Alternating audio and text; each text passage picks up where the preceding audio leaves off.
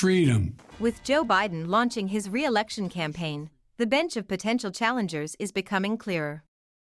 As the presidential race gains momentum, it's important to be aware of who is running and who may actually stand a chance to be chosen as nominee for the 2024 U.S. presidential election. Let's finish this job. I know we can. On April 25th, Biden formally announced his re-election campaign, speaking to his voters directly, urging them to help him finish the job. After beating Donald Trump in the 2020 election, Biden's presidency has been described as productive. Major pieces of legislation have been passed, including an infrastructure bill, which seeks to repair the country's roads, while better connecting rural communities, and the first gun safety bill in decades, which expands background checks and allows for the removal of weapons from people deemed a threat via petition. If Biden were to be re-elected, he would be 82 years old at the beginning of his term. His age has been one of the top concerns for voters, who are not sure if he has what it takes to be president for another 4 years. An Associated Press NORC poll showed that, while only half of Democratic voters support Biden's rerun, about 80% have mentioned they would support him against a Republican candidate. After running for an unsuccessful nomination in 2020, Marianne Williamson announced in March that she would give the race another try. The former self-help author and spiritual advisor to Oprah stands behind economic and racial justice, while condemning corporate tyranny. She has also promoted dubious medical theories, especially on mental illness. A poll, conducted by Morning Consult in early March, found that Williamson was trailing behind Biden among Democratic voters by 73 percentage points. Nephew of former U.S. President John F. Kennedy, Robert F. Kennedy Jr. announced in April that he was running for president.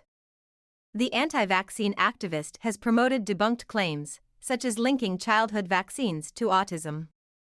During the COVID-19 pandemic, he at one point also compared the mitigation measures to Hitler's Germany, a comment for which he apologized afterwards. A USA Today poll showed that, in April, Kennedy had collected the support of about 14% of Democratic voters. After serving as U.S. President in 2016, Donald Trump ran for a second term in 2020. After losing to Biden, Trump claimed that the election had been rigged against him, one of the statements that spurred on his supporters to storm the U.S. Capitol on January 6, 2021. The U.S. House of Representatives later impeached Trump for his influence on the rioters. Though he faces a myriad of legal issues, and became the first former president to face criminal charges in April, Trump continues to harbor Republican supporters. He has taken on an America First strategy and a far-right, anti-immigrant, anti-Muslim rhetoric. An ABC News/Washington Post poll released in May showed that 51% of voters favored Trump as the Republican nominee. Former U.S. Ambassador to the United Nations and Governor of the state of South Carolina, Nikki Haley announced that she would be running for president in February. Polling at about 4%, according to Morning Consult, Haley announced that it was time for a new generation of Republican leaders. Despite this statement, she has been hesitant to criticize Trump in the past. Haley, who is the daughter of Indian immigrants, advocated for the U.S. to take a confrontational stance towards Iran during her time as UN ambassador. Republican Senator Tim Scott announced that he would be seeking a nomination in April. As the only Black Republican in the U.S. Senate, he seeks to question liberal ideas about racism in the U.S. Instead, he argues that the American dream is available to all, as he experienced firsthand. Multimillionaire entrepreneur and author Vivek Ramaswamy launched his presidential campaign in February. Referring to himself as anti-woke and opposing corporate efforts to advance political, social, and environmental causes has helped Ramaswamy make a name for himself in right-wing circles, despite his lack of previous political affiliation. The April Morning Consult poll showed Ramaswamy as polling at about 3% in the Republican presidential primary. Former Republican governor of the state of Arkansas, Asa Hutchinson, entered the presidential race in April. Hutchinson is one of the few Republicans who have openly criticized Donald Trump due to his attempt at overturning the 2020 election. Despite his serving 3 terms as U.S. Congressman and Undersecretary of the Department of Homeland Security during the time of George Bush, he is polling at 0% of the vote, according to Morning Consult. Conservative radio talk show host Larry Elder announced his presidential run on April 20.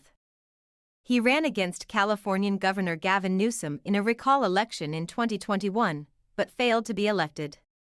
Denying the existence of systemic racism in the U.S., he has also previously advocated for eliminating the minimum wage and opposed COVID-19 mitigation measures.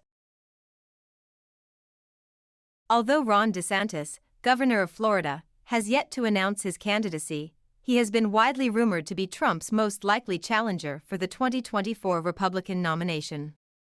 A right-wing rhetoric supporter, DeSantis has showed his allegiance to conservative stances on abortion, education, taxes, and LGBTQ+ rights.